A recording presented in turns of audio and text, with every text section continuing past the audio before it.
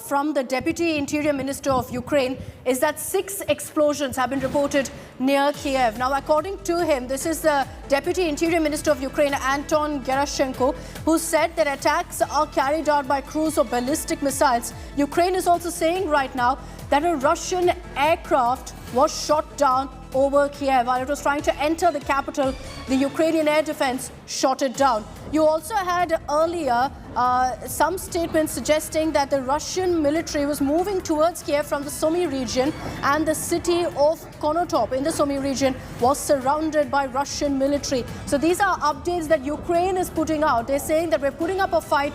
We're not letting Russia walk all over Kiev, Shiv. Absolutely. I mean, this is a fight back.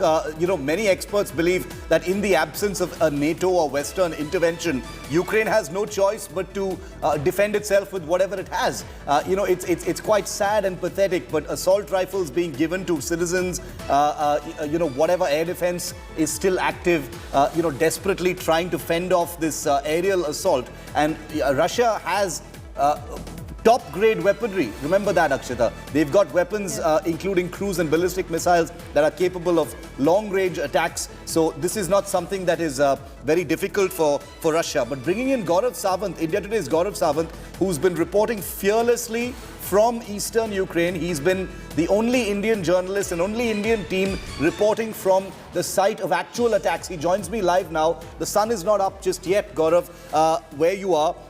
Take us through what you've been hearing overnight, because the pictures are extremely disturbing, Gaurav. The night sky lit up by explosions, by flares, by haunting explosions, lots of fireballs and, weaponry clearly activated at night as well. What's happening where you are in Mariupol? Because we hear that missiles have been hitting even this country's capital of Kiev, with claims of more aircraft shot down.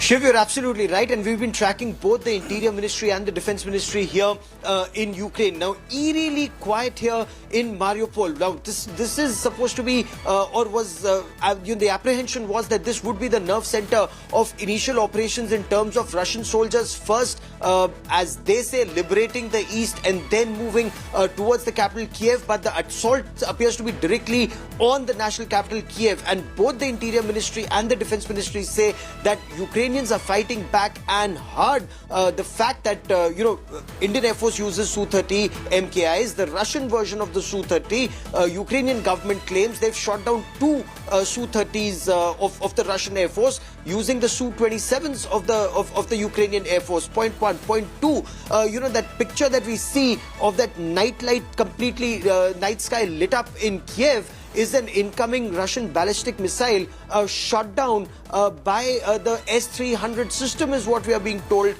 by media here in Ukraine, which means that they are fighting back, and the entire suppression of air defense of Ukraine did not succeed in the past 24 hours, though 14 airfields across Ukraine and majority in the east were targeted by Russian and ballistic missiles, by their air force, by their rockets, and despite this targeting, the air defense systems are activated and operating at least some places. Of course, Russia has also put out an image of an S-300 missile battery being taken down, a complete battery being destroyed by the Russian assault. So pitched battles being fought on both sides. As Akshita was just giving our viewers details, information also coming that from the Kharkiv side, from the other flank of eastern Ukraine, Russian forces are now moving towards capital Kiev. So pitched battles being fought on ground even here. So Shiv, this is a multi-pronged offensive that is currently underway, targeting capital Kiev,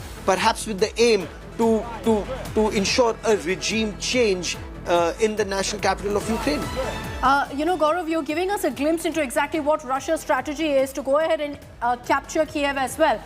Overnight, there's been a lot of reports coming in on how the Chernobyl plant has been taken over by Russia. Air bases have been taken over by Russia. Can you give us a sense of what are the updates on that front? So, Ukraine has just confirmed a little while back that Chernobyl plant has been taken over by Russian forces. A motorized division had elements that fought its way through and captured Chernobyl, including staff operating there. That's information that is just coming in, and this is information that Ukraine has shared globally, that Chernobyl plant, and this is what they say is a threat that is posed not just to Ukraine but to entire Europe and the world. That Chernobyl, a nuclear power plant which witnessed a terrible disaster, is now in control of the Russian forces. Point one. Point two, what the Ukrainian army is also claiming, Akshita and Shiv, is alleged surrender by elements of a rifle division, a platoon of a rifle division near Kiev surrendered to the Ukrainian forces, including the sergeant major and 25 soldiers. And they claim that shortly after the debrief, they would be putting out videos and pictures of the Russian soldiers who they claim have surrendered in this battle. But the other side of the story also is, whether it's information warfare or facts on ground, 10,000 assault rifles have been given to civilians to defend not just themselves but also fight for the country at this point of time, because all hands on the deck situation has arrived for Ukraine, given this pace speed of assault that comes from multiple flanks, including from sea, whether the Sea of Azov, the Black Sea, air attack, ground attack, rocket attack, missile attack. Ukraine is under attack from multiple flanks. Shiv and Akshita.